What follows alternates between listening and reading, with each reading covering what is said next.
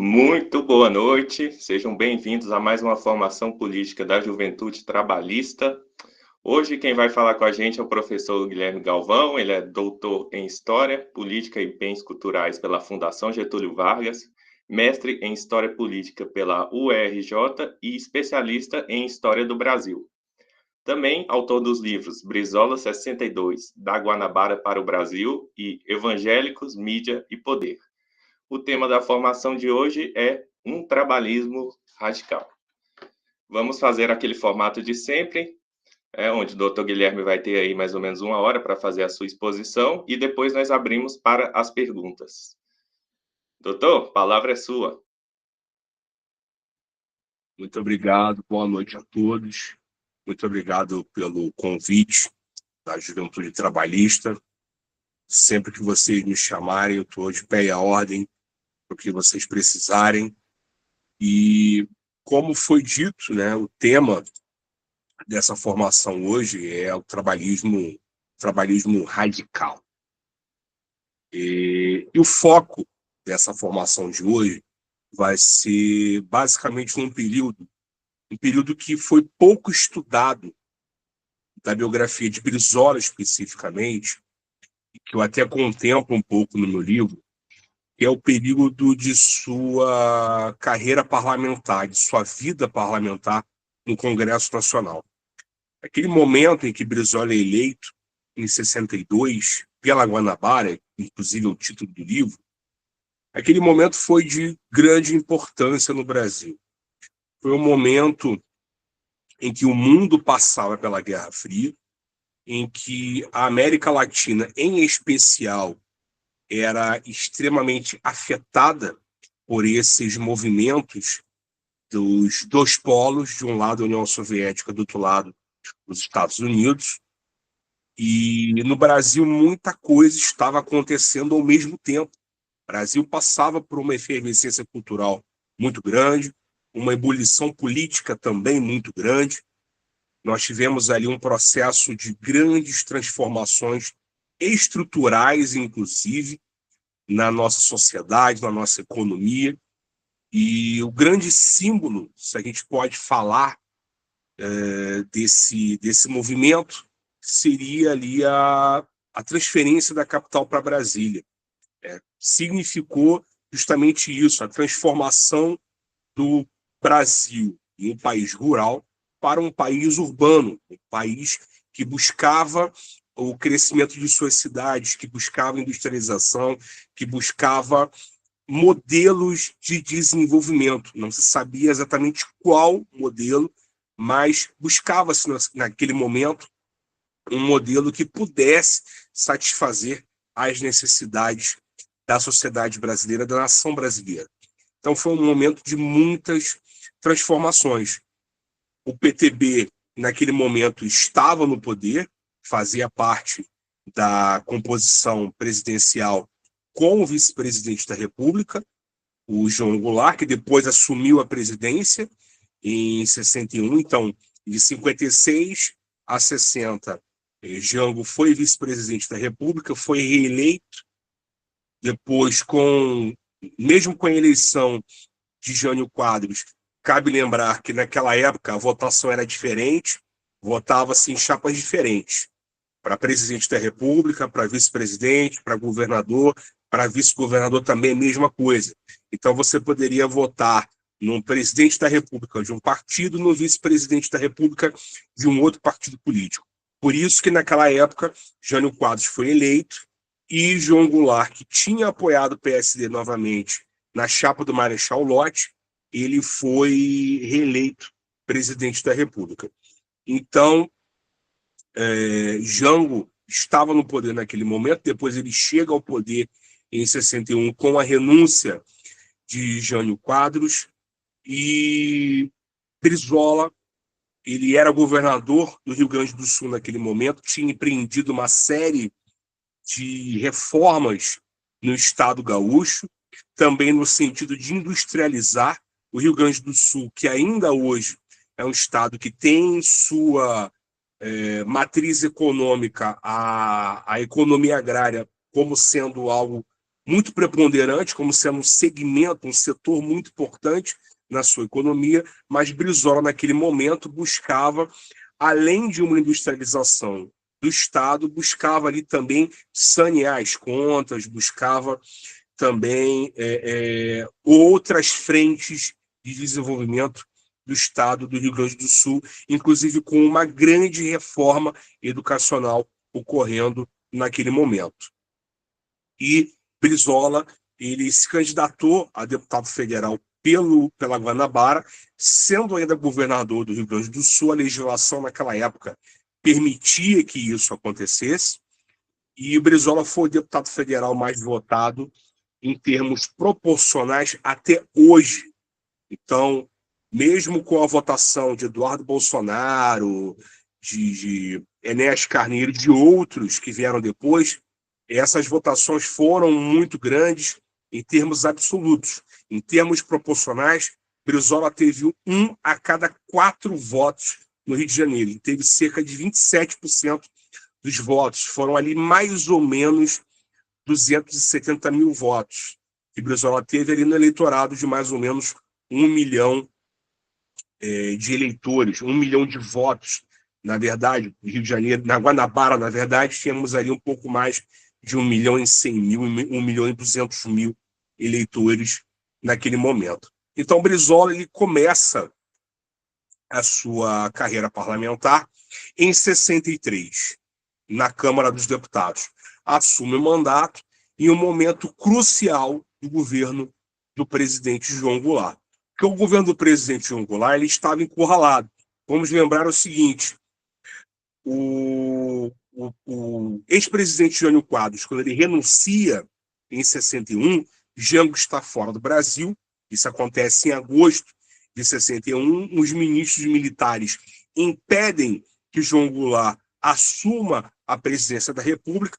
Brizola inicia a rede pela legalidade lá em Porto Alegre, ocorre a adesão de outros governadores, estado principalmente em Goiás, com o governador Mauro Borges. Aqui no Rio de Janeiro, na Guanabara, a resistência foi duramente reprimida, a resistência a um golpe de Estado que estava ocorrendo, e nós tivemos um movimento inédito no Brasil, que foi uma liderança civil organizando uma resistência popular para resistir a um golpe de Estado.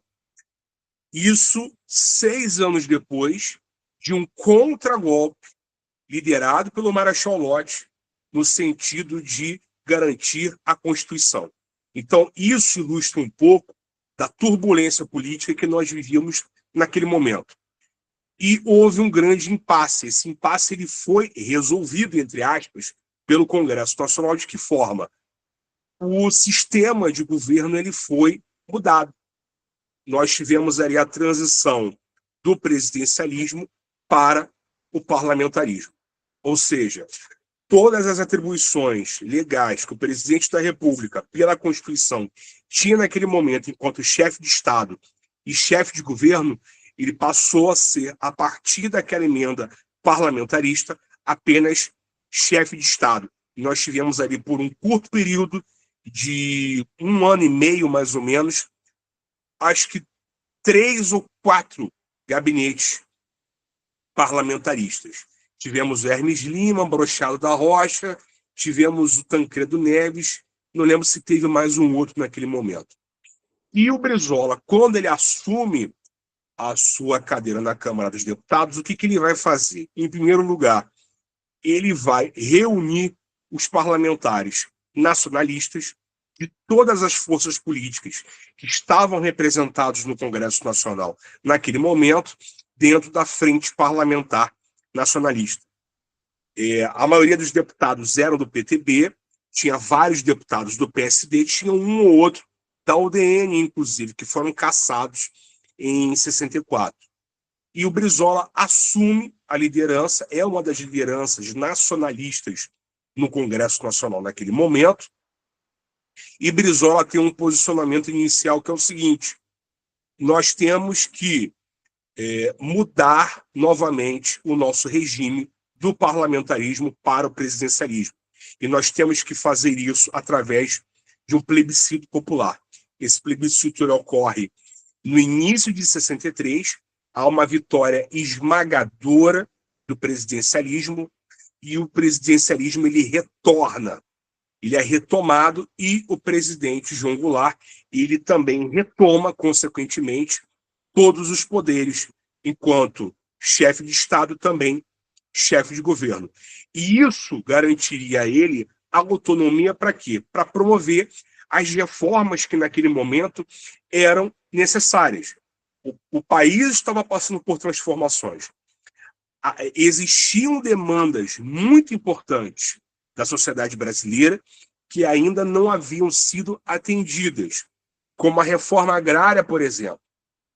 Brizola, ele empreendeu dentro do Congresso Nacional uma luta muito importante, uma luta anti-imperialista em relação, por exemplo, às remessas de lucro, que foi um dos motivos que levaram à queda do presidente João Goulart, que foi a lei da remessa de lucros, né? As multinacionais, naquele momento, elas vinham para o Brasil, aproveitavam a falta ou a pouca regulamentação e fiscalização que existiam naquele momento, lucravam em cima de uma sociedade que tinha uma organização precária e enviavam seus lucros para suas matrizes de lá fora. E Brizola ele foi um dos primeiros políticos na América Latina a empreender iniciativas no sentido de encampar empresas multinacionais que lesavam o povo brasileiro, que lesavam o Estado brasileiro. Ele encampou a ITT e encampou a Bond and Share, também lá no Rio Grande do Sul, a empresa de telefonia e a empresa de eletricidade. Então, Brizola ele já tinha empreendido anos antes uma luta contra os chamados, naquela época, né, os trustes norte-americanos que estavam atuando no Brasil. E o seu objetivo também era levar essa atuação para o Congresso Nacional. Brizola, naquele momento, já era reconhecido como uma liderança política de grande importância, de grande relevância. Ele ganhou notoriedade com a liderança contra o golpe que visava impedir a posse de João Goulart. Ele consolida a sua liderança nacionalmente com sua eleição pela Guanabara, antigo Distrito Federal, e ele se credenciava para isso como candidato à eleição presidencial de 1965. Então, Brizola ele era encarado também por isso como uma liderança negativa dentro da esquerda. E há uma declaração muito conhecida do embaixador Lincoln Gordon naquele momento, e algumas frases atribuídas ao presidente John Kennedy também, que Brizola não era amigo dos norte-americanos, não era amigo dos interesses norte-americanos, o que denota que Brizola, de fato, ele estava do lado oposto aos interesses dos cartéis, dos monopólios, dos oligopólios norte-americanos e multinacionais, e a favor da sociedade brasileira, a favor da economia brasileira. Né? Antes de tudo, né, e aí eu faço um parênteses, eu acredito em uma coisa que eu trago até hoje dentro da minha luta política, que é o seguinte: não adianta dizer que é de esquerda. É muito bonito hoje em dia a gente olhar para o quadro político lá fora e nós vemos tudo muito lindo, tudo maravilhoso, as pessoas são a favor de tudo, legaliza tudo, libera tudo, ok, beleza. Mas não basta ser de esquerda. Dizer que é de esquerda e defender interesses de bancos, defender interesses de multinacionais que a cada dia estão explorando o povo brasileiro. Não basta ser de esquerda, tem que ser anti-imperialista.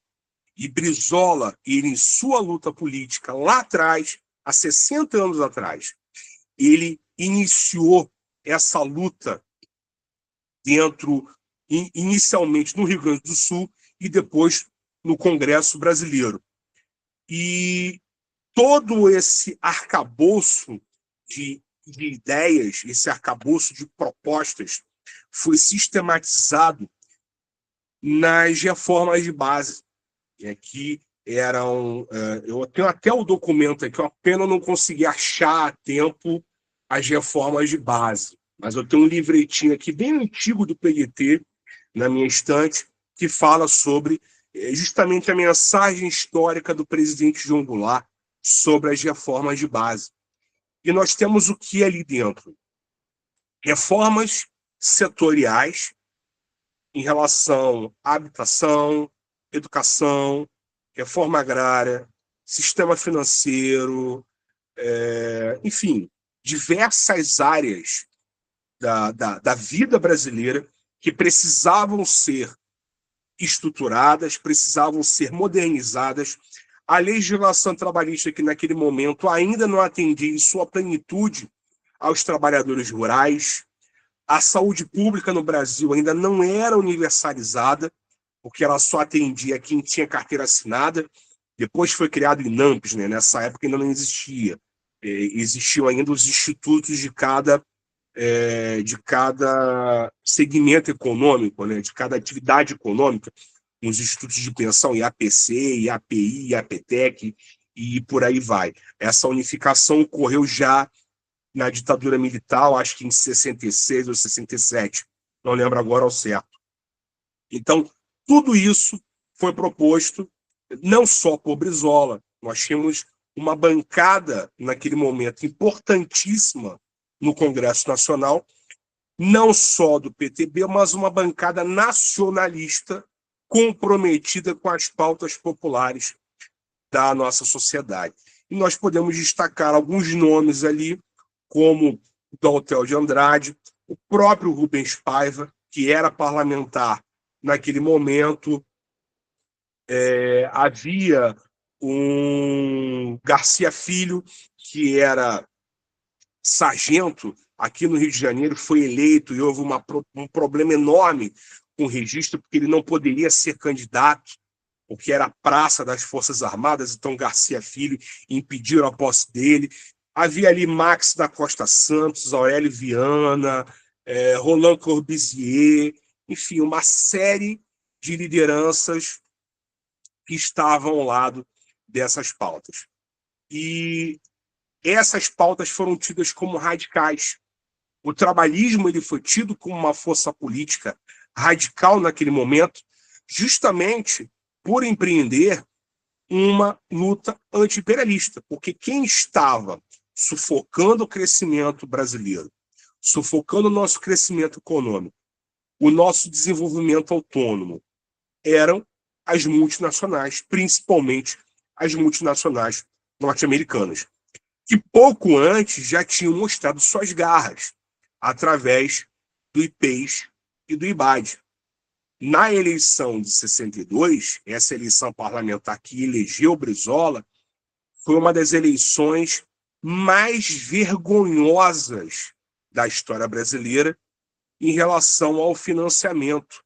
A CIA despejou milhões de dólares naquela campanha, financiando campanhas de candidatos de inúmeros partidos políticos, inclusive alguns traidores do PTB naquele momento. Depois isso foi comprovado.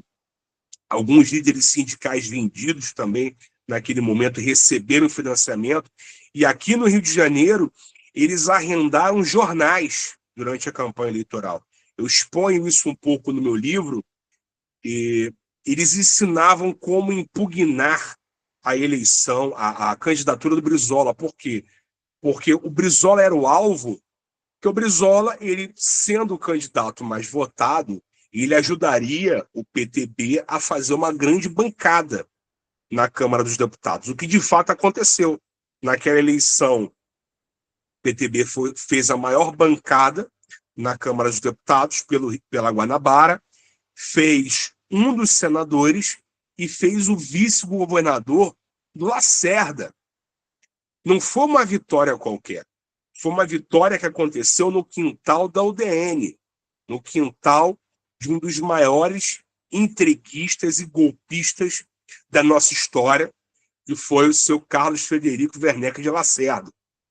Então, não foi uma vitória qualquer, foi uma grande vitória, uma vitória esmagadora que as forças populares, que o trabalhismo teve na Guanabara. Então, tudo isso foi levado para o Congresso Nacional. Brizola empreendeu uma luta política dentro do Congresso. Só que aquele Congresso ainda era o Congresso, em parte, que tinha apoiado o golpe parlamentar em 61. Era um Congresso que tinha sido financiado pelo IPES e pelo IBAD com dinheiro da CIA, com dinheiro da Ford, da IBM, da Volkswagen, das multinacionais. Então, esses interesses estavam sendo defendidos lá dentro. Brizola teve uma atuação muito curta no Congresso Nacional. A sua atuação ela vai de 63, do início de 63, se eu não me engano, de fevereiro ou março de 63, até o golpe que aconteceu em abril de 64. Então, Brizola teve uma atuação de pouco mais de um ano enquanto deputado federal pela Guanabara, lembrando que ele havia sido deputado federal antes, na década de 50, pelo Rio Grande do Sul ainda. Teve, inclusive, uma briga histórica com Carlos Lacerda no momento da posse, em que ele acusou Lacerda de jurar em falso contra a Constituição, enfim. E Brizola, o que ele defendeu naquele momento? Reformas de base. É preciso que o presidente João Goulart ele assuma uma posição mais firme, uma posição mais dura a favor das reformas de base. É preciso que ele assuma a liderança desse processo. É preciso que ele assuma a liderança desse processo político. Esse protagonismo vai levá-lo para os livros de história como o presidente que possibilitou à nação brasileira o seu desenvolvimento autônomo, o seu desenvolvimento independente, a sua soberania em plenitude, em sua plenitude. Só que naquele momento, o Brasil ele estava em uma encruzilhada. Como nós falamos há pouco, havia ali naquele momento a Guerra Fria. A Guerra Fria estava acontecendo. De um lado, a União Soviética, a Europa dividida ao meio pela Cortina de Ferro, a Alemanha dividida ao meio, as lutas anticoloniais acontecendo no continente africano. Também tínhamos ali no continente asiático essas lutas acontecendo. Na América Latina, golpe atrás de golpe de Estado. A Revolução Cubana já tinha acontecido, já houve naquele momento, já tinha ocorrido aquela crise da Baía dos Porcos, com os mísseis de Cuba apontados para os Estados Unidos, os mísseis da União Soviética, na verdade, em Cuba, apontados para os Estados Unidos, quase levou a uma crise, aliás, quase levou não, levou uma crise nuclear sem precedentes e quase que levou aí sim para um conflito em escala global. Só que o Brasil, nesse momento, ele estava buscando uma terceira via. O Brasil estava dentro do movimento dos chamados países não alinhados. Os países, justamente os países do terceiro mundo. Que os países do bloco capitalista, naquele momento, a classificação era a seguinte: os países do bloco capitalista eram chamados os países do primeiro mundo, os países socialistas eram os países do segundo mundo, e os países não alinhados eram os países do terceiro mundo. Só um minuto, por favor.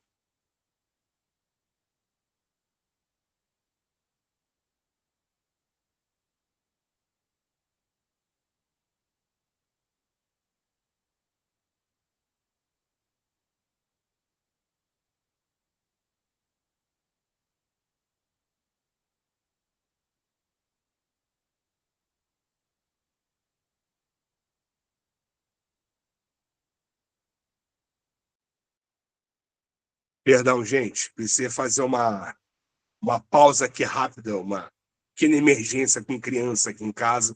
Já foi contornado, já foi resolvido. Quem tem filho pequeno em casa sabe do que eu estou falando. Peço desculpas a vocês,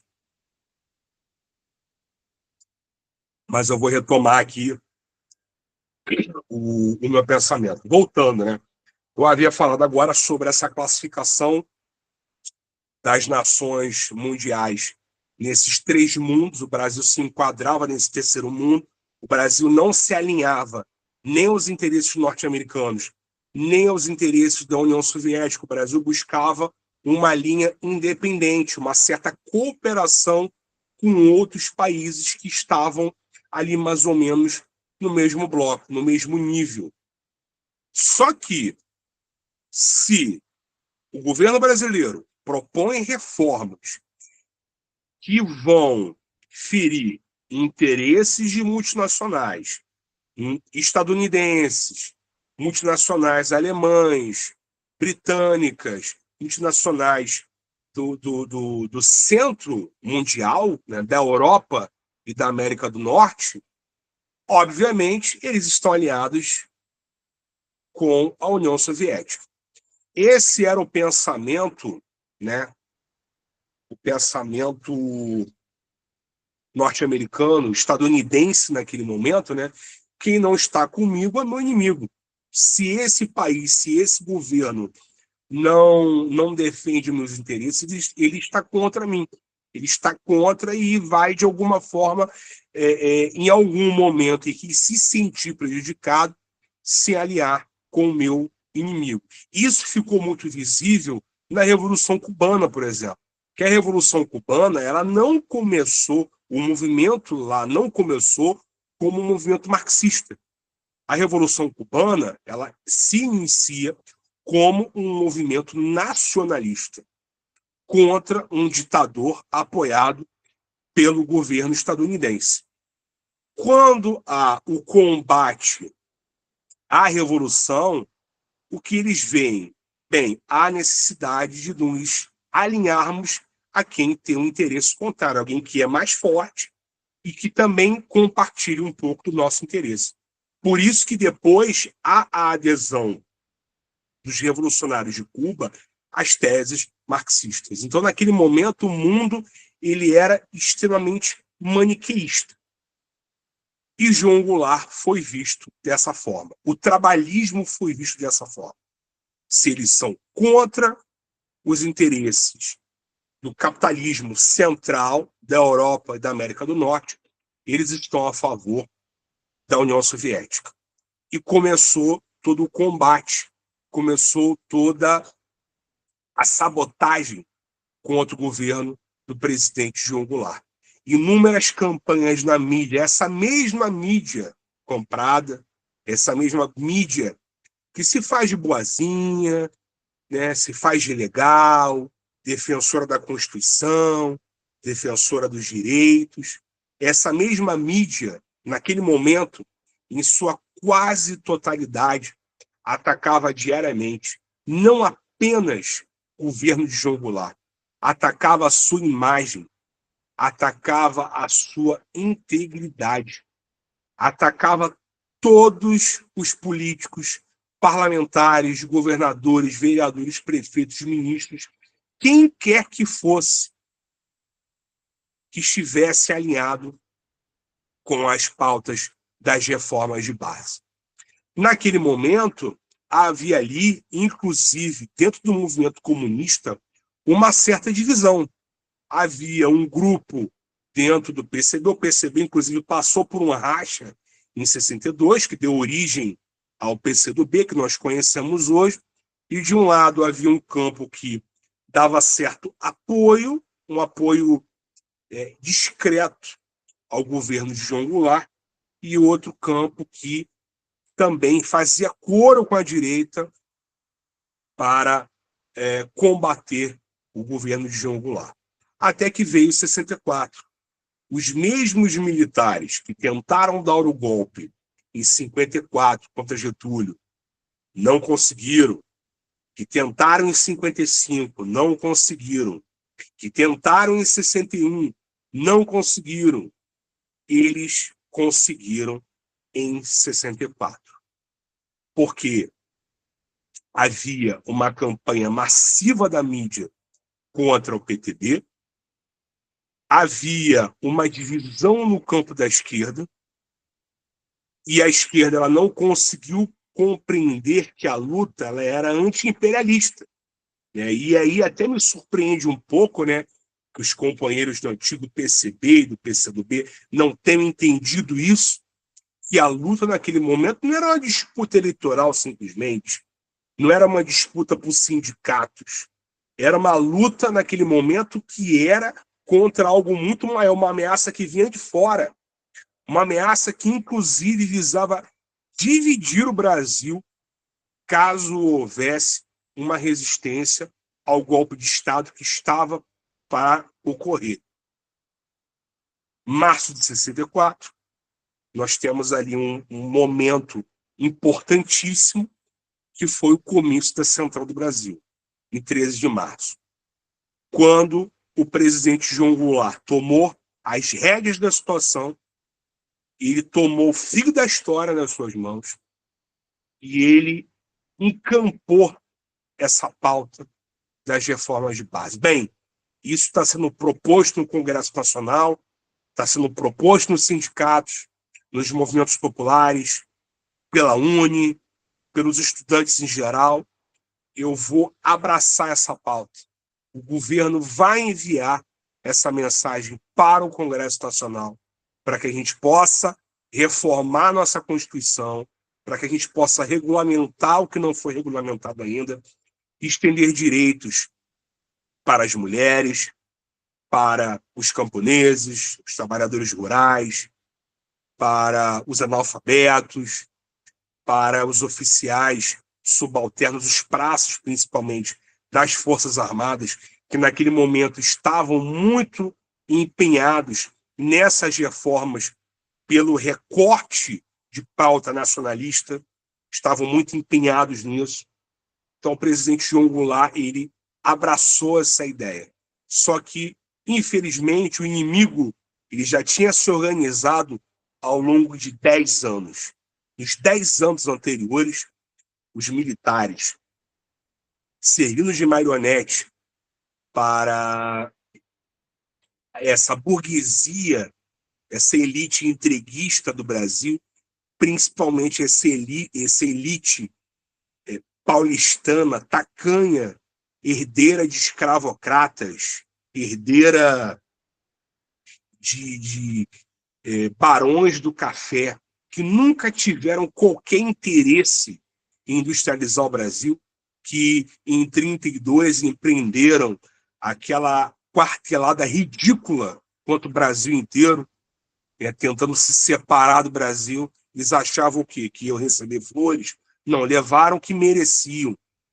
Essa mesma elite se juntou à mídia, se juntou às multinacionais, usou os militares como instrumento, e ali o quadro ele estava formado.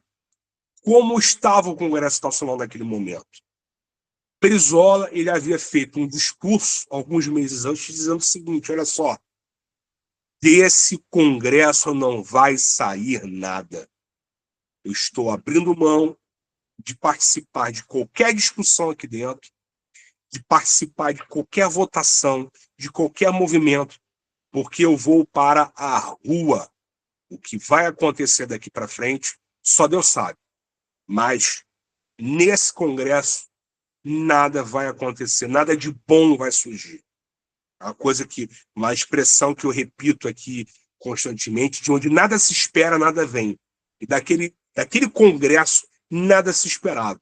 E o que aconteceu foi a ratificação do golpe militar. O golpe militar ele acontece, ele é consolidado pelo Congresso Nacional. Quando o senador Auro Moura Andrade, de São Paulo, ele declara vaga a presidência da República, em 1º de abril de 64, com o presidente da República em solo nacional. O presidente não tinha saído. O presidente estava aqui. Ele declarou vaga. Abriu votação e isso foi aprovado. Então, quem legitimou o golpe de 64 foi aquele Congresso Nacional que deu o golpe parlamentarista, o Congresso eleito com dinheiro do IPES e do IBAD, com dinheiro da CIA, que depois combateu o João Goulart, sabotou o João Goulart, e sabotando as reformas de base não foi apenas uma sabotagem a um governo trabalhista, a um governo do PTB. Foi uma sabotagem ao Brasil, uma sabotagem contra o Brasil. Foi uma sabotagem contra o destino brasileiro, contra o futuro do Brasil, de milhões e milhões e milhões de pessoas que viviam na pobreza extrema, que viviam na miséria, na exploração no campo, que viviam, já começavam a se aglomerar nas favelas, nas grandes cidades, vivendo no subemprego, vivendo na informalidade, vivendo de salário mínimo em condições degradantes. Então, esse golpe ele foi empreendido não foi só contra o trabalhismo. O trabalhismo ele foi uma grande vítima do golpe de 64. Mas a maior vítima foi a sociedade brasileira. Se nós temos hoje um Bolsonaro como enquanto liderança no campo da direita, é graças a 64. Porque nós tivemos uma ditadura militar de 20 anos em que os golpistas nunca foram punidos, em que as pessoas que atentaram contra o Estado Democrático de Direito, essa expressão linda da democracia liberal, essas pessoas nunca foram punidas. As pessoas que perseguiram Brizola, que foram em sua casa em Porto Alegre, que perseguiram os seus filhos, que fez com que Brizola ficasse meses escondido até que ele conseguisse fugir para o Uruguai de avião. Essas pessoas nunca foram responsabilizadas. As pessoas que sumiram com o corpo do Rubens Paiva, deputado do PTB de São Paulo, trabalhista, essas pessoas nunca foram responsabilizadas. Porque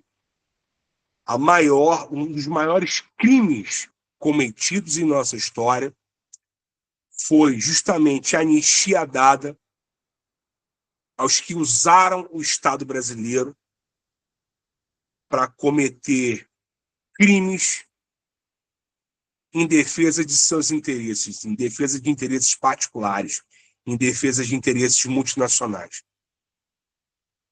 Ela é a mãe de todas as impunidades. Eu vi isso numa palestra muitos anos atrás do ministro Vanuc, em 2010 mais ou menos.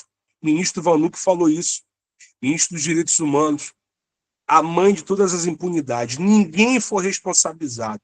E isso possibilitou que um sujeito como Bolsonaro pudesse chegar à presidência da República. Atrasou em décadas o nosso desenvolvimento, o nosso progresso. E hoje o Brasil sofre um processo enorme de desindustrialização, de evasão de capitais, a especulação enorme no Brasil. Nós temos aí esse fenômeno das bets, bilhões do dinheiro dos trabalhadores sendo gastos, porque o capitalismo vende isso, o capital ele vende ilusões para essas pessoas, engana essas pessoas, dizendo que elas podem mudar de vida, colocando seu rico dinheiro ali no tigrinho para ganhar alguma coisa, e esse é o resultado. Né? Então, eu concluo minha fala dessa forma, né? Falando sobre esse recorte, né? E justificando o porquê do tema dessa aula, que foi um momento em que, de fato, o trabalhismo ele precisou se radicalizar. E eu acredito que hoje, mais do que nunca, é preciso que o trabalhismo ele retome o fio da história.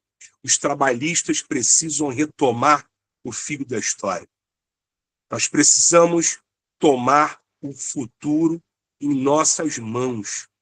É preciso que a gente radicalize. No momento em que a política brasileira é tomada por esse maldito fla-flu. De um lado, o lulopetismo, que nada resolve. Do outro lado, nós temos esse bolsonarismo cego, maluco, mentecapto. Eu poderia usar inúmeras expressões para descrever o que é o fenômeno do bolsonarismo. Nós vivemos essa polarização política e é improdutiva, não é propositiva, não resolve nada. É uma polarização por si só e mais nada, de cunho eleitoral. São duas faces da mesma moeda. Um depende do outro para sobreviver. Sem um, o outro não existe. É aquela velha história, né, do herói e do bandido, né, do mocinho e do vilão. Se não tem vilão, não tem mocinho, não tem herói. Então, um precisa que o outro exista. E se nós não tomarmos o protagonismo político nesse momento, nós vamos sofrer ainda por muitas décadas com essa polarização totalmente improdutiva, totalmente inócua, que faz o Brasil mergulhar em uma anomia profunda. Nós não temos lideranças, não temos referências, nós não temos organização de fato. Nós não vemos os sindicatos nas ruas, não vemos o movimento estudantil na rua, não vemos mais movimentos populares na rua. Por quê? Porque eles foram cooptados, viraram movimentos de gabinete, viraram militância de gabinete, infelizmente. E nós temos que reorganizar o PTB enquanto uma força política que vai poder mudar os rumos do Brasil. Infelizmente, o PDT não é essa força política. E eu falo ex-cátedra, eu estive no PDT durante 12 anos, eu fui presidente da Juventude Socialista aqui na cidade do Rio de Janeiro, fui membro da Executiva Municipal por conta disso, né? Por ser presidente da Juventude, fui membro da Executiva Municipal aqui do Rio de Janeiro, fui membro do diretório da Executiva Estadual da Juventude também, enfim. Militei durante muitos anos no PDT, até que eu saí em 2016, porque eu não acreditava mais que o PDT fosse uma alternativa. E hoje, né, olhando, né, para a situação do PDT, é só nós olharmos os noticiários, né, a gente vai se dar conta que, de fato, o PDT não é mais uma alternativa política. Eu acredito, inclusive, que na próxima eleição, se bobear, o PDT ele nem ultrapassa a cláusula de barreira, que será de 2,5% na próxima eleição.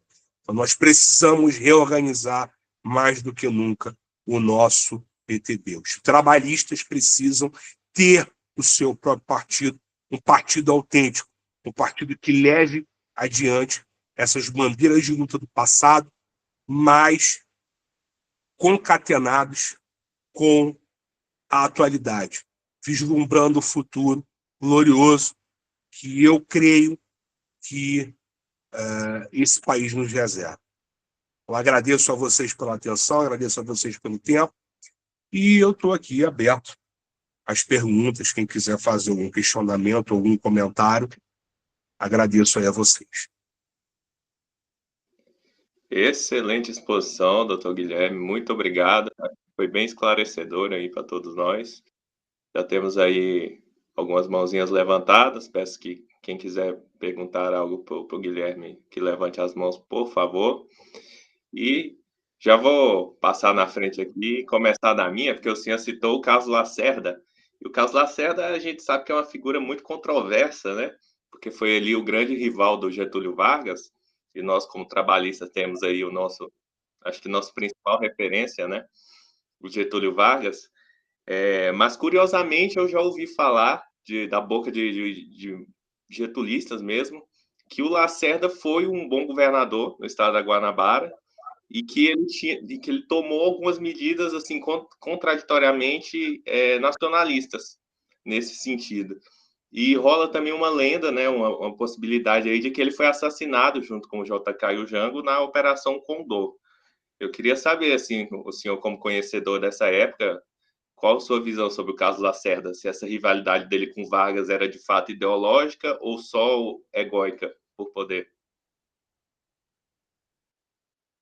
Bem, sobre o Lacerda, de fato, o que você falou é algo que faz muito sentido. A memória, claro que essa memória ela vai se perdendo com o tempo. A minha avó, esse retrato que está aqui, esse retrato do Getúlio, ele estava na sala da casa da minha avó.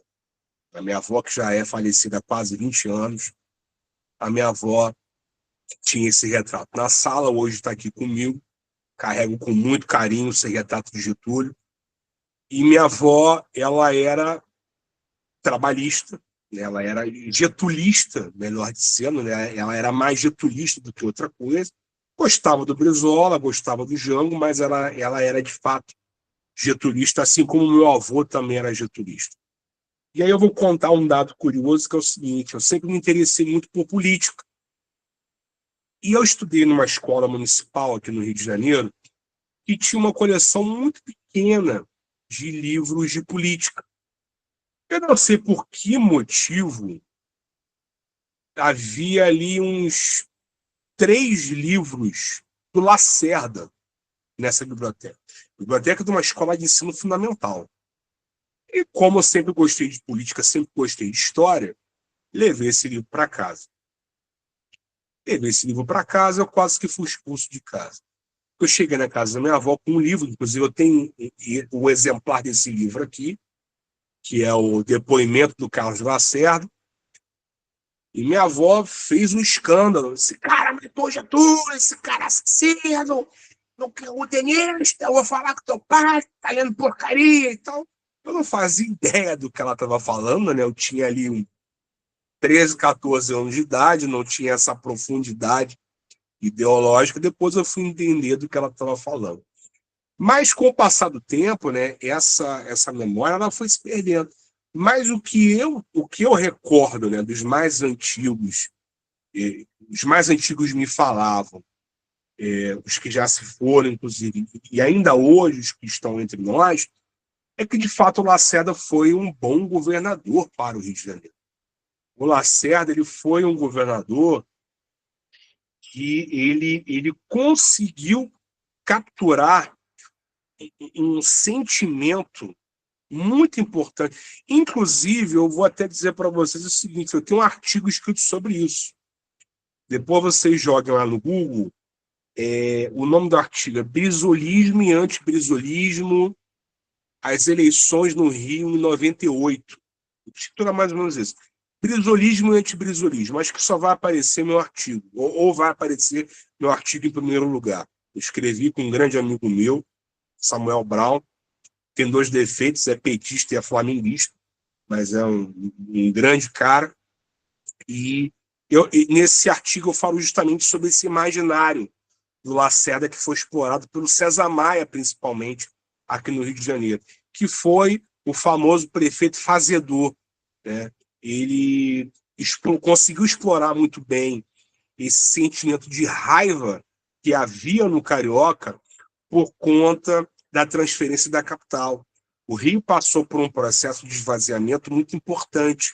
A partir de 60, 61, o Lacerda ele conseguiu entender isso, né? E, enquanto governador, sua atuação foi completamente diferente de sua atuação como deputado, né? Embora tenha apoiado o golpe, né? Ocorreu quando ele era governador do Rio de Janeiro, né? O protagonismo do golpe foi no Rio, não foi em Brasília, né? Depois só com o Congresso, mas os principais eventos aconteceram no Rio de Janeiro, né? E todo mundo separado por uma rua, né? O Palácio Guanabara fica na mesma rua que o Palácio Laranjeiras, residência oficial do presidente naquela época, residência de verão, né? Do outro lado da rua Pedro Machado, aqui em Laranjeiras. Então, o Lacerda, de fato, ele foi um bom governador para o Rio, né? muito das transformações que o Rio de Janeiro passou na década de 60 teve o dedo dele.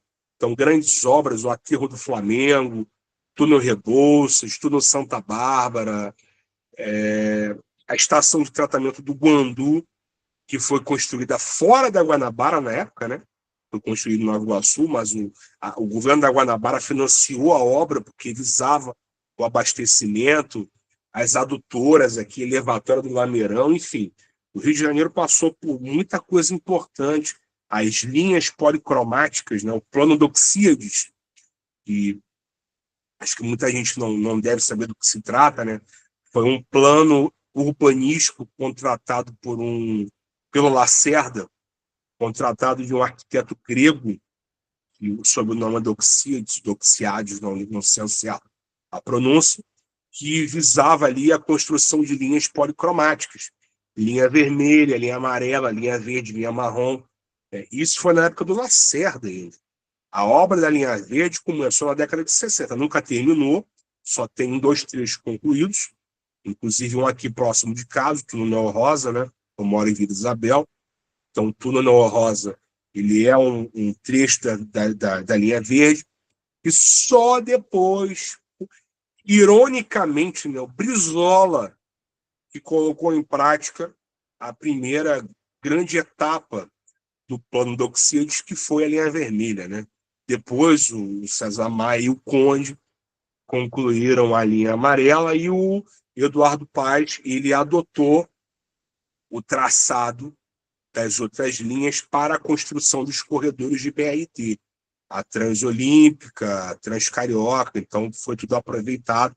Não tem essa nomenclatura de linha com nome de cor, né? Mas o traçado foi aproveitado. E, de fato, eu acho que a disputa com o Getúlio foi uma disputa menos ideológica e uma disputa mais de ego. Eu entendo dessa forma. Eu já li muito sobre Lacerda, estudei muito sobre Lacerda. Tem, inclusive, vários livros aqui, estou olhando para alguns, sobre Lacerda, livros traduzidos por ele, inclusive. Foi uma figura política muito importante para a construção da cultura política carioca. Quem quer entender a cultura política carioca precisa entender Lacerda, senão não vai conseguir a cultura política do Rio de Janeiro, da cidade do Rio de Janeiro. O Eduardo Paz ele faz um pouco isso, sem se referir, né, sem fazer qualquer tipo de menção, mas ele explora um pouco do estilo desse carioca way of life, né, essa coisa, esse sentimento, eu sou carioca, aqui é o lugar bom, aqui é o lugar que as coisas acontecem, aqui que é a capital do Brasil, Brasília é uma capital oficial. O Brasil é a capital de fato, lá é de direita, aqui é de fato. Então, isso começou com Lacerda e muita gente seguiu essa ideia nos depois. E um bom expoente disso é o César Maia, que ele evocou durante muitos anos a figura de Carlos Lacerda para fazer contraposição ao Brizola, né? Porque ele era oriundo do brizolismo. Então, ele evocou um antigo rival do passado para tentar polarizar com o brizolismo. Obviamente, não conseguiu, né, a nível estadual. A nível municipal, sim. Né? Ele teve 3 mandatos de prefeito no Rio de Janeiro, fez um sucessor, e o prefeito hoje, pela 4ª vez do Rio de Janeiro, é discípulo dele. Né? Então, eu acho que César Maia deixou também o legado para a cidade do Rio. Tá certo, muito obrigado. Camarada Matheus tinha levantado a mão, abaixou, não sei se ele desistiu. De qualquer forma, o Leandro está com a conexão um pouco instável. O Matheus levantou a mão de novo. Hein? Vou passar a palavra para o Matheus e depois eu vou ler as perguntas que o Leandro mandou, tá?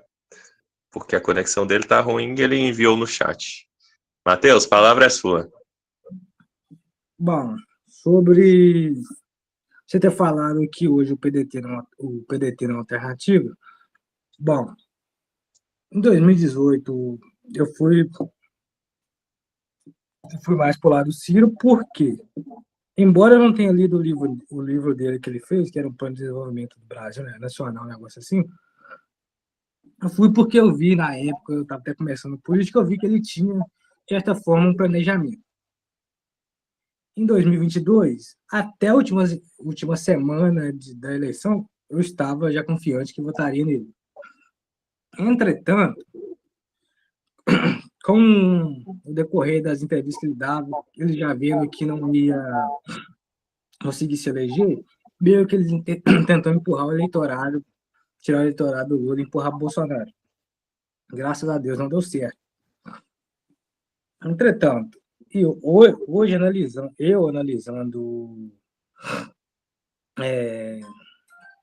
toda a situação, eu percebo que o Brasil hoje não tem uma esquerda,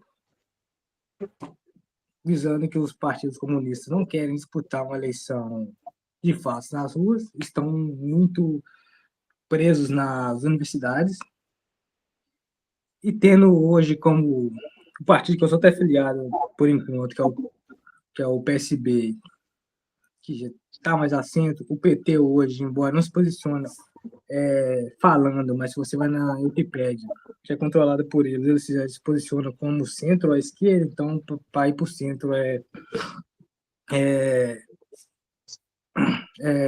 questão de tempo, e não tendo liderança. A esquerda hoje não tem liderança, e a extrema-direita consegue muito facilmente lançar qualquer candidato, porque tem um eleitorado forte.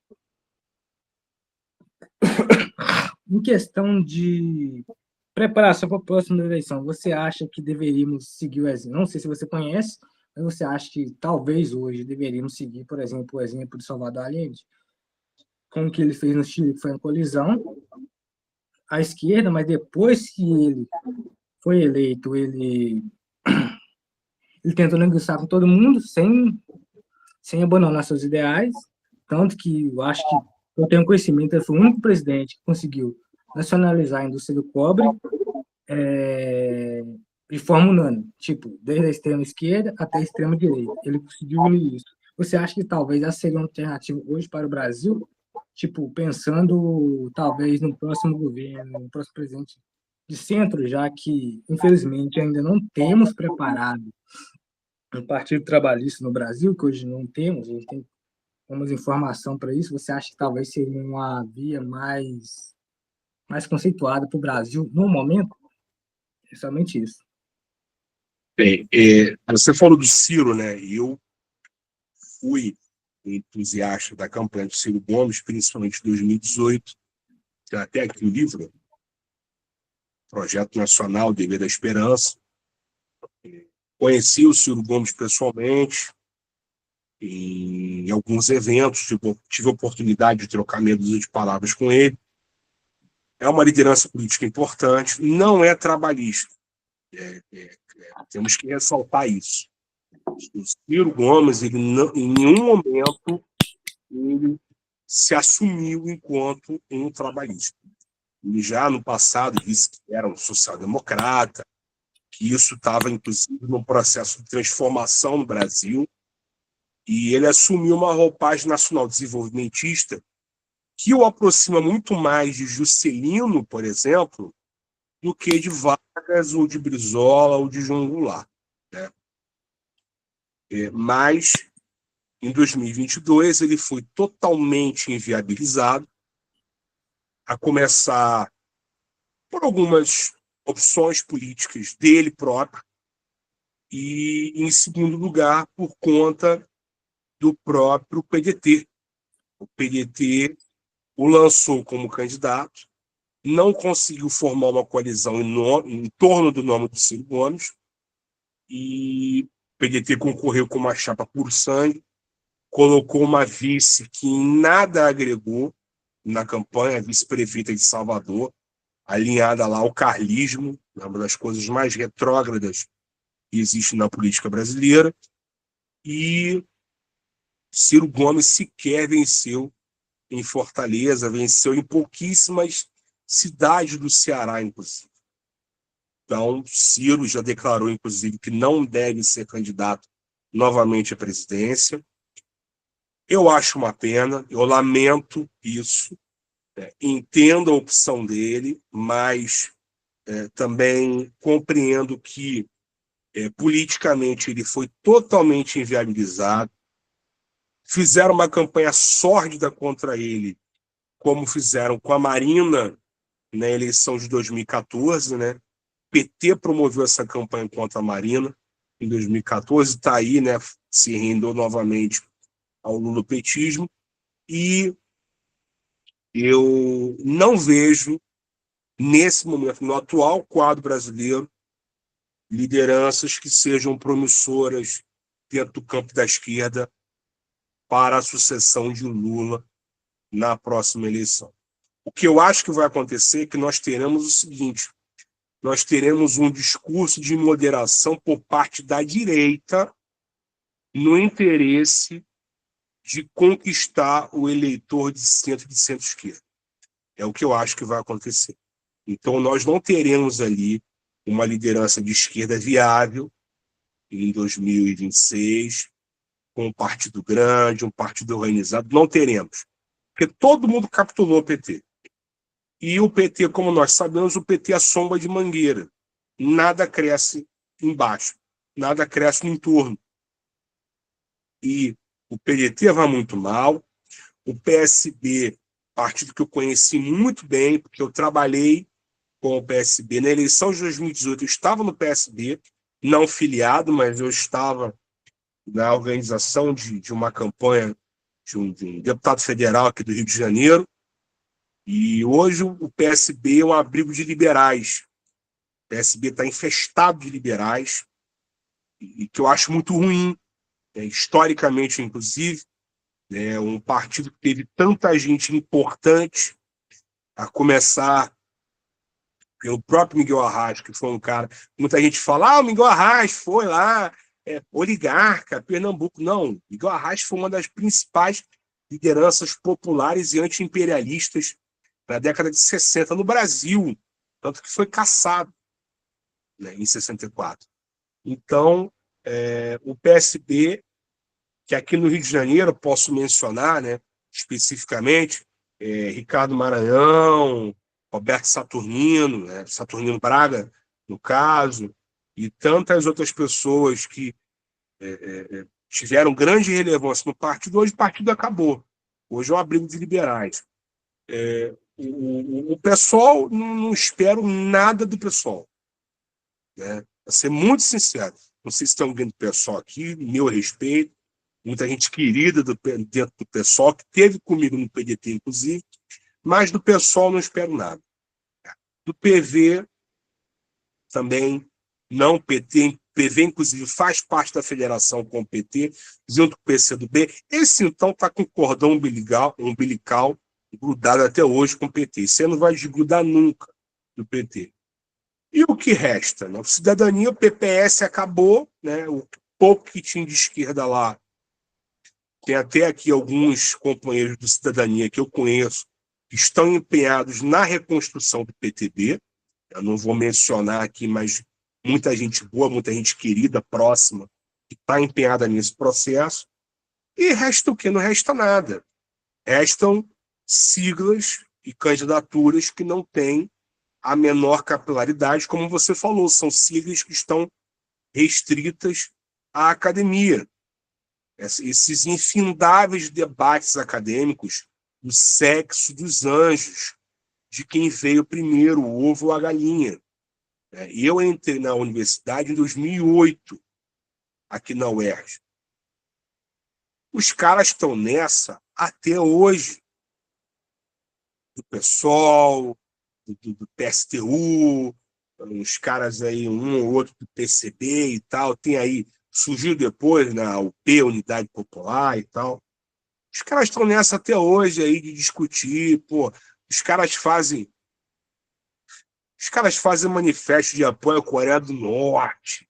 Os caras reivindicam o comunismo albanês do Enver Hoxha. Gente, é totalmente anacrônico. Os caras estão perdidos no tempo e no espaço, completamente. Não vão ganhar a eleição nunca. Tanto que nem eleição aqui ganha, nem centro acadêmico muitas vezes ganham, muito mal ganham, né? Contam com as abstenções. Aí meia dúzia vota neles, eles ganham, pronto.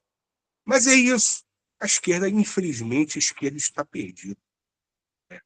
E esses anos de liderança do PT no processo político brasileiro, esses anos de polarização, foram muito ruins, porque o PT ele foi corresponsável pelo fenômeno do bolsonarismo, não foi totalmente, não dá para dizer, mas nisso eu tenho que dar o braço a torcer o Ciro.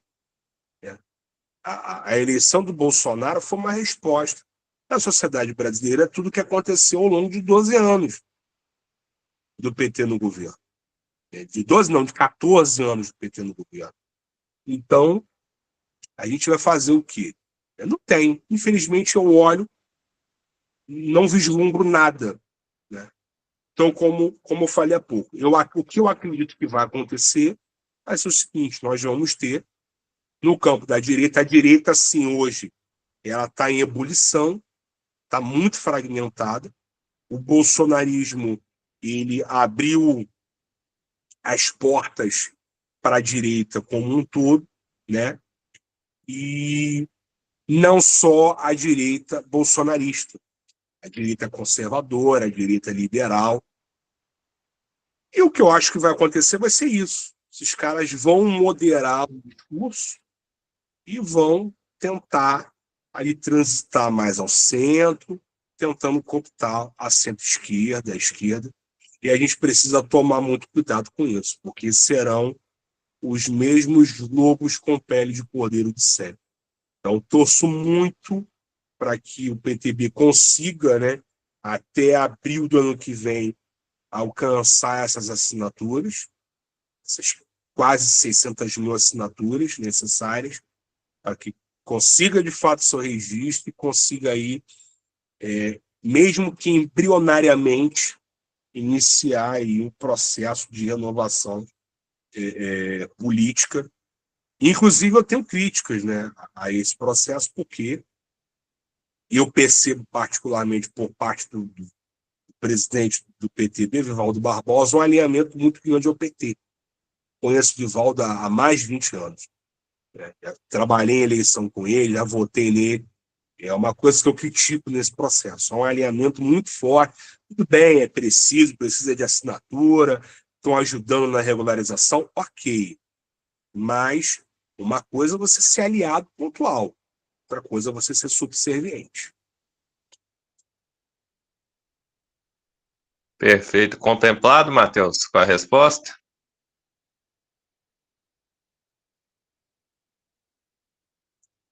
Acho que isso aí significa um sim. Professor, vou ler aqui as perguntas que o Leandro mandou. A primeira, ele quer saber se o senhor acredita que é possível uma nova fase radical do trabalhismo. Se não, qual a razão disso? E se sim, como que deveria ser esse novo radicalismo? Pergunta complexa. Bem, o trabalhismo, né? O que o trabalhismo defende historicamente? O trabalhismo ele defende, em seu cerne, né, etimologicamente, vamos dizer assim, o trabalhador brasileiro. O trabalhismo vem lá das lutas populares, das lutas sindicais, ali com o fim do Estado Novo, 45, aquele movimento querimista, tudo aquilo. E aí o PTB se organiza contra força política, reivindicando a liderança de Getúlio Vargas. Eu acredito que o trabalhismo hoje, se ele quiser radicalizar, ele tem que se voltar para o trabalhador. A esquerda hoje ela está muito voltada para o grupo dos botafoguenses que tem copo de aguardente em casa. Eu só converso com quem é botafoguense e tem copo de aguardente em casa. Lembrança de Visconde de Mauá, no Rio de Janeiro. Se for de Juiz de Fora, não pode. Não serve, eu não dialogo. É isso que a esquerda virou hoje. A esquerda, parece uma coisa ridícula que eu estou fazendo aqui, mas é o que a esquerda se tornou. A esquerda se tornou uma coisa caricata, né? E quando a direita ela critica com certa razão, porque a esquerda ela abandonou o que deve ser o centro de sua luta, que é o trabalhador. A esquerda está hoje, né, a esquerda como um todo, ela está muito envolvida ali em lutas identitárias que eu acho que são legítimas, são importantes, sim, mas não são prioritárias. Não são questões estruturais, não são questões urgentes.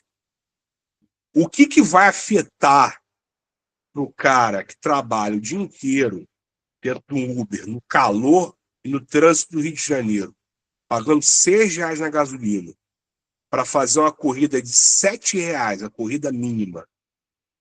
E às vezes ele leva 20 minutos para fazer essa corrida de 1 quilômetro, 2 quilômetros. O que vai mudar para a realidade desse cara? O todes, gênero neutro. Não vai, gente. Não vai. Se o trabalhismo ele quer, de fato, retomar o seu protagonismo, ele deve estar ao lado daquele que é a sua razão de existir, que é o trabalhador brasileiro. Eu acho que fora disso não há salvação. Não há salvação, não há motivo de ser, não há motivo de existir. E aí eu tomo um exemplo mais uma vez do Brizola. Brizola foi o governador do Rio de Janeiro 2 vezes. Quem que Brizola privilegiou enquanto governador? O trabalhador, o mais pobre, o humilde, o preto, o favelado, o marginalizado, o analfabeto. Foi esse cara que Brizola ajudou. Foi esse cara que ele, nessa expressão que usam muito hoje em dia, né, empoderou. Foram esses grupos, né? Não foi o grupo, né, do botafoguense, do copinho de aguardente comprado de Esconde de Mauá, que se tiver fora disso não dialoga. Não foi isso. Não foi isso. O trabalhismo, a esquerda ela se perdeu a partir desse momento, quando ela abraça essas pautas liberais, porque isso é invenção do capital, isso é invenção do liberalismo.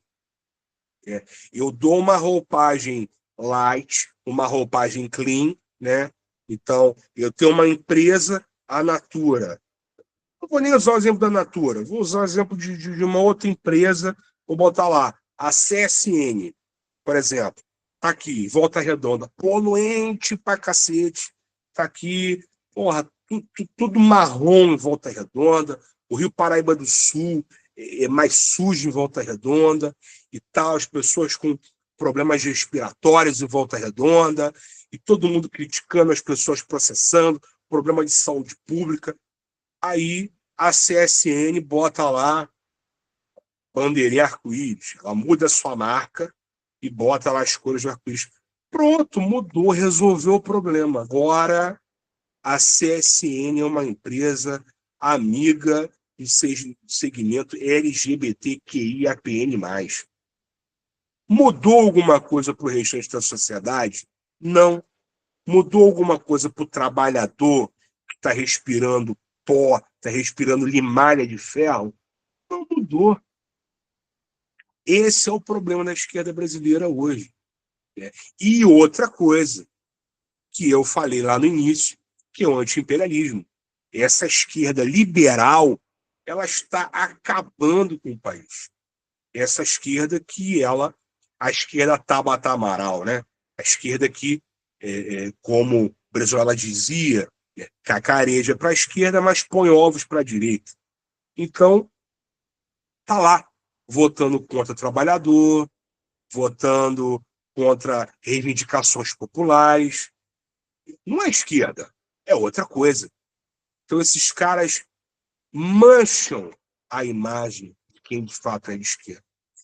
Então, se o trabalhismo, para concluir, né, até pela avançada hora, se o trabalhismo ele quer radicalizar, se o trabalhismo ele quer assumir reassumir o protagonismo, ele precisa, de fato, em primeiro lugar, ser a favor do trabalhador, ser a favor do mais pobre, do excluído, do marginalizado, do cara que hoje está precarizado pelos aplicativos, pela uberização da força de trabalho no Brasil, que atinge inúmeras classes sociais, as mais pobres principalmente, mas inclusive a classe média, que também está passando por esse processo de uberização.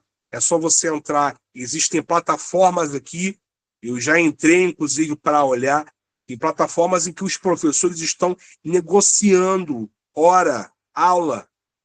O processo de uberização está atingindo, passou das classes mais baixas, está começando a atingir a classe média, que está também perdendo o seu poder de compra. E é necessário também, em segundo lugar, que o trabalhismo ele retome as pautas anti-imperialistas. Não dá para nós termos um desenvolvimento autônomo no Brasil, para nós construirmos o BRICS, para nós construirmos o Mercosul, construirmos uma economia regional, se nós estamos aqui totalmente dependentes do capital privado. Se hoje nós diminuirmos a dependência do capital estrangeiro, o endividamento público hoje está na mão dos bancos aqui. É do Bradesco, é do Itaú. Nós estamos na mão desses caras, dos rentistas, que estão aí comprando títulos e títulos de tesouro brasileiro. São credores do Estado brasileiro, que a cada dia mais fazem com que o país ele perca a sua capacidade de se desenvolver e de progredir. Então, acredito que é dessa forma, é esse caminho que nós temos para retomar o fio da história e, de fato, radicalizar o trabalhismo, se nós quisermos um dia recuperar a nossa soberania. Muito obrigado, professor. Tinha um outro camarada que tinha levantado a mão, mas parece que ele saiu da chamada. Então eu vou dar sequência aqui e fazer a segunda pergunta do Leandro. E caso alguém tenha mais uma pergunta, por favor, levante a mão. Caso contrário, a gente encerra na sequência.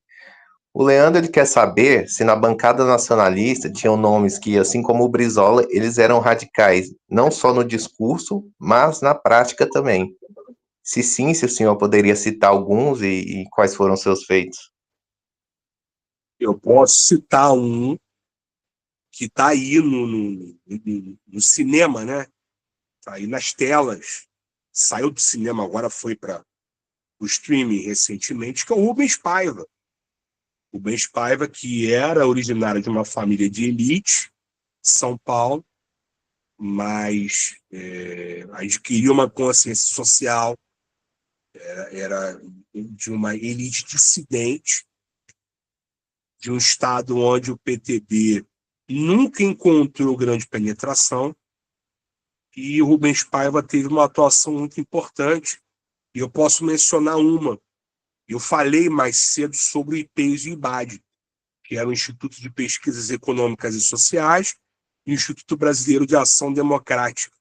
Eram duas instituições gêmeas que faziam, uma fazia financiamento político e outra fazia agitação política. Naquele momento ali, 62, e na verdade começou um pouco antes, né? Mas o ápice foi ali, aquela eleição de 62 que o Brizola concorreu pela Guanabara. O Rubens Paiva, ele foi presidente da CPI, não lembro agora se foi presidente ou relator. Eu acho que ele foi presidente da CPI. Essas instituições foram denunciadas porque recebiam dinheiro de fora, porque financiavam campanhas no Brasil com dinheiro externo, que é totalmente proibido pela Constituição, pela legislação brasileira. E o Rubens Paiva ele foi presidente ou relator dessa CPI, a CPI do complexo IPES e IBAD. Essa CPI aconteceu, se eu não me engano, em 63 e Claro, as instituições foram fechadas, né, posteriormente, só que os militares não esqueceram isso. E anos depois, mesmo fora do mandato, o Rubens Paiva ele sofreu aquele suplício, né, que nós vimos aí no filme. E, claro, ele não ficou explícito, nada claro, mas sofreu torturas, né, foi assassinado, e o corpo dele está desaparecido. Os restos mortais do Rubens Paiva estão desaparecidos até hoje. Nós tínhamos um outro importante parlamentar aqui da Guanabara, que era o Aurélio Viana. O Aurélio Viana, ele foi eleito, na época eu não lembro se ele era do PTB ou era do PSB, porque aqui naquela eleição, PTB e PSB concorreram juntos. Era a Aliança Social Trabalhista. Mas o Aurélio Viana era um parlamentar importante nesse momento. Nós tínhamos um nome muito conhecido no PDT aqui do Rio de Janeiro, que era o Benedito Cerqueira. Benedito Cerqueira, que era liderança sindical, era de Minas Gerais, era liderança sindical, foi eleito deputado federal, se destacou no Congresso Nacional, era uma liderança radical, muito importante, e o Benedito Cerqueira foi cassado, foi exilado agora não vou lembrar se foi na Tchecoslováquia ou na Iugoslávia. Passou um tempo no Chile, eu acho que foi na Tchecoslováquia. Ele tem uma neta, inclusive, na República Tcheca, eu conhecia essa neta dele.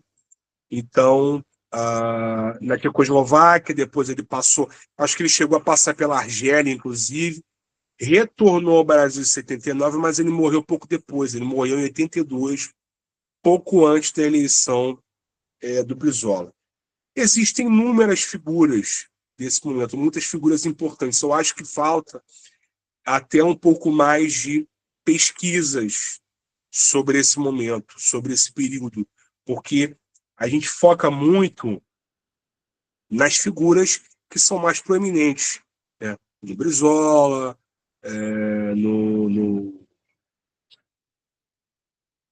Cara, acabei de mencionar aqui ainda há pouco, o Garcia Filho, que era a liderança dos militares, dos sargentos, né, da aeronáutica, o Garcia Filho, o Marcos Acosta Santos, né, tínhamos alguns escritores, inclusive tem uma questão importante, que havia um grupo dentro dessa frente parlamentar que tinha sido eleita pelo PTB, que tinha origem no integralismo, né?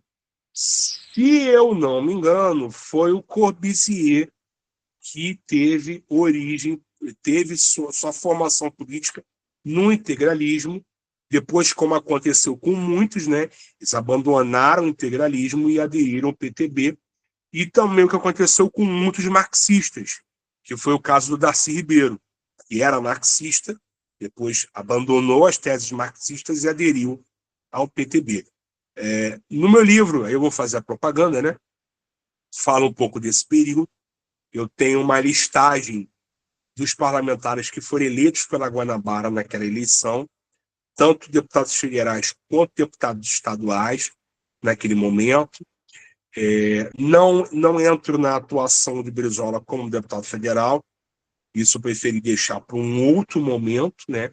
Mas eu procurei dar minha contribuição ali, tá bom? Sobre esse momento que era pouco estudado da carreira política do Brizola, né? Então, se ninguém tiver mais perguntas, eu gostaria aí de perguntar a vocês se alguém tem mais alguma pergunta, até por causa do avançar da hora, que eu tenho filho pequeno, tenho outras coisas para fazer, inclusive, e aí eu gostaria de agradecer a você, já concluir, caso não tivesse mais alguma pergunta, alguma consideração ou algum questionamento. Mais nenhuma pergunta, aparentemente, professor. Se o senhor quiser encerrar, só explicando para a gente onde a gente consegue adquirir o seu livro. Perfeito. Olha só. sobre o livro, né? Pode ser diretamente comigo, eu tenho ainda alguns exemplares, eu tenho 8 exemplares aqui do livro, só. Esse livro tem na Amazon e tem no Clube de Autores também, que é a plataforma por onde eu lancei o livro em 2022. Esse livro ele vai entrar numa segunda edição, até porque, não sei se vocês observaram, quem já viu, vão observar, quem prefaciou o livro. Não só por isso, por outras questões que eu quero atualizar, que eu quero incluir no livro, mas o prefácio foi do antigo ministro da Previdência. Aí. Eu gostaria de atualizar com um novo prefácio. Esse livro foi lançado em 22, ali nas comemorações do centenário do Brizola. Então, nós teremos, talvez para o ano que vem, uma segunda edição desse livro, demandando aí uma atualização de uma coisa ou outra, mas o livro ele encontra-se à venda na Amazon, como eu falei, no Clube de Autores. Quem quiser diretamente comigo, já envio com dedicatória para quem quiser, tá bom? E é isso, gente. O outro livro, Evangélicos, Mídia e Poder, que é um livro sobre a bancada evangélica. Esse livro eu lancei em 2021, é minha pesquisa de mestrado na UERJ. Esse livro está esgotado. Eu não tenho, nem eu tenho exemplar desse livro, e eu tive um problema com a editora também, e eu devo também relançá-lo possivelmente o ano que vem. Eu estou com um livro para sair agora sobre a República Velha aqui no Rio de Janeiro, e devo estar lançando agora no início do segundo semestre. Então, esses dois, o relançamento, a segunda edição, vai ficar para o ano que vem. Mas quem tiver interesse pode entrar em contato comigo lá no Instagram, Guilherme Galvão Lopes. Também o YouTube está um pouquinho abandonado, o YouTube, mas tem uns vídeos lá interessantes. E uma curiosidade histórica: eu consegui recuperar o último discurso do Brizola na Câmara dos Deputados, nesse mandato de deputado federal. Inclusive, é o único registro em áudio que existe do Brizola como deputado federal. Então, tá lá nesse canal do YouTube, Guilherme Galvão Lopes. Quem quiser vai lá, ouve, tem um resumo, tem um link para quem quiser ler, e é um registro histórico bem interessante. Mas eu quero agradecer a vocês pelo convite.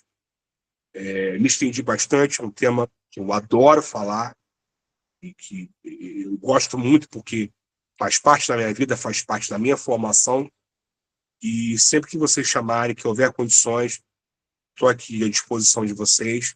Mais uma vez, obrigado pelo convite, pelo tempo, pela paciência, e até a próxima, tá bom? Qualquer coisa, é só fazer o convite, a gente marca direitinho, a gente faz mais uma formação política aqui, tá bom, gente? Muito obrigado. Muito